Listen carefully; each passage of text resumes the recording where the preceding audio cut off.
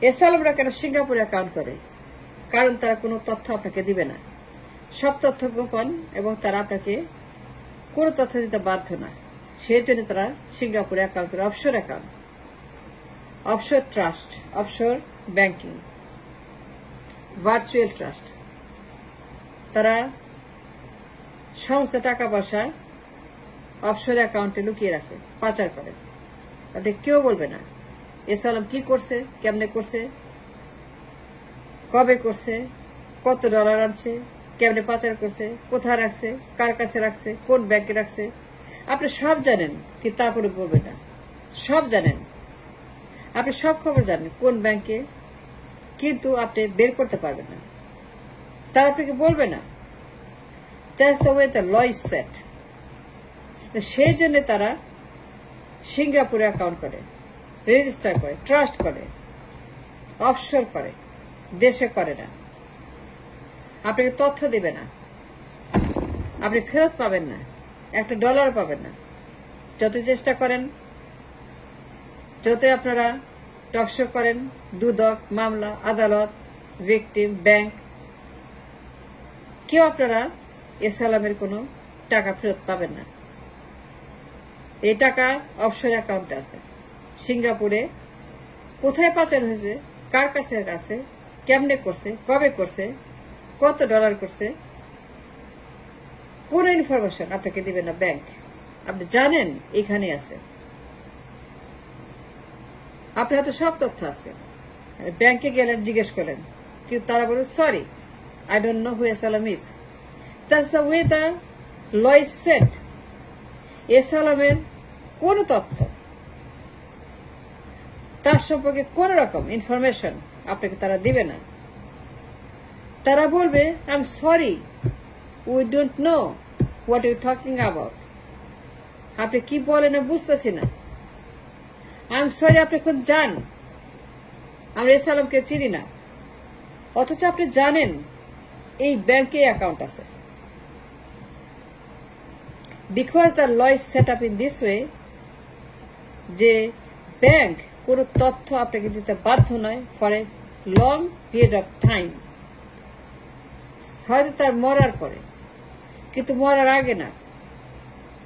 আপনি জানেন এইখানে তার অ্যাকাউন্ট আছে, এই ব্যাংকে সে পাচার করছে, আর সমস্ত তথ্য নিয়ে ব্যাংকে হাজির হয়েছেন, কিন্তু ব্যাংক আপনাকে পাত্তা দিবে না, পারলে ধাক্কায় বাই করে দিবে।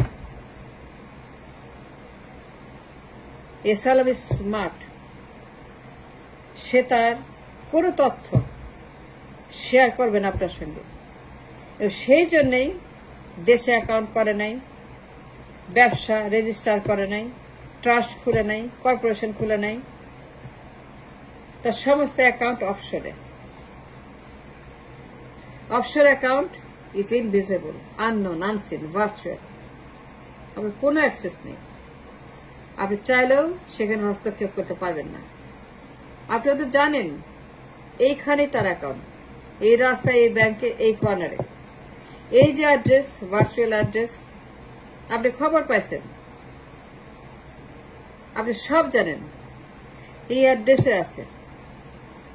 কিন্তু যারা এসালামের পাচার করা টাকা ম্যানেজমেন্টের দায়িত্বে আছে, তারা বড় বড় লয়ার, বড় বড় ফার্ম, বড় বড় ট্যাক্স অ্যাটর্নি, বড় বড় অফশোর অ্যাকাউন্ট ম্যানেজমেন্ট কোম্পানি, তারা বিশাল বিশাল লয়ার, অর্থাৎ পাওয়ারফুল লবিস্ট, অত্যন্ত শক্তিশালী তারা অফশোর অ্যাকাউন্ট ম্যানেজমেন্ট কোম্পানি।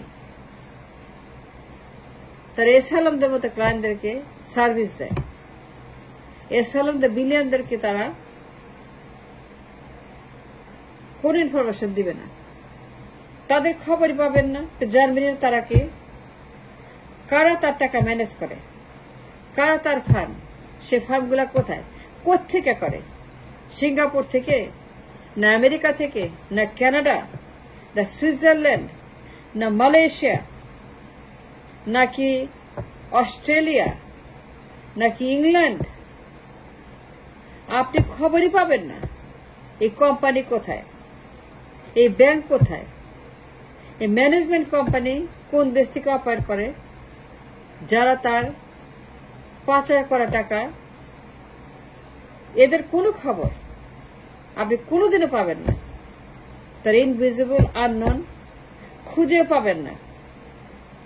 আপনি যতই ঘাটাঘাটি করেন গুগলে, it is made to be unknown, unseen, invisible. এগুলো সব ডার্ক করে রাখা হয়, ইনভিজিবল করে রাখা হয়। আপনার তথ্যের বাইরে, আপনার সাধ্যের বাইরে, আপনার চোখের বাইরে, আপনার আন্দাজের বাইরে, পুরোপুরি ডার্ক। সেই জন্যই এসালামরা দেশে তাদের টাকা রাখে না, ব্যবসা রেজিস্টার করে না, অ্যাকাউন্ট খুলে না। অ্যাকাউন্ট খুলে অফশোরে। অফশোরে অ্যাকাউন্ট খোলার মজা, অফশোরে অ্যাকাউন্ট খোলার বেনিফিট যে তাদের পাচার করা ডলারের কোনো তথ্য আপনি পাবেন না। একটা ডলারও কালেক্ট করতে পারবেন না। যত ডলারই চুরি করুক, দুদক যত তদন্ত করুক, আদালত যতই বলুক, লয়াররা যতই চেষ্টা করুক, টকশোতে আমরা যতই এসালাম করি, গভর্নর, অর্থমন্ত্রী, উপদেষ্টারা যতই এসালামের খবর নিয়ে উত্তপ্ত হোক, পত্রিকার পাতা এসালামের খবরে জ্বলে পুড়ে ছারখার হয়ে যাক, আদালত জ্বলে পুড়ে ছাই হয়ে যাক, এসালামকে নিয়ে সাংবাদিকরা পাগল হয়ে যাক, কিন্তু এসালাম এতটাই চালাক, স্মার্ট, ব্রিলিয়েন্ট যে তাতে এসালামের কিচ্ছু আসে যায় না। কারণ তার টাকা সেফ, এর ট্যাক্স হেভেনে আছে, অফশোর অ্যাকাউন্ট আছে। এই জন্যই এসালামরা অফশোর অ্যাকাউন্ট করে। সিঙ্গাপুরে কেন করে? সিঙ্গাপুরে কেন করে, দেশে কেন করে না? Because Singapore account offshore account.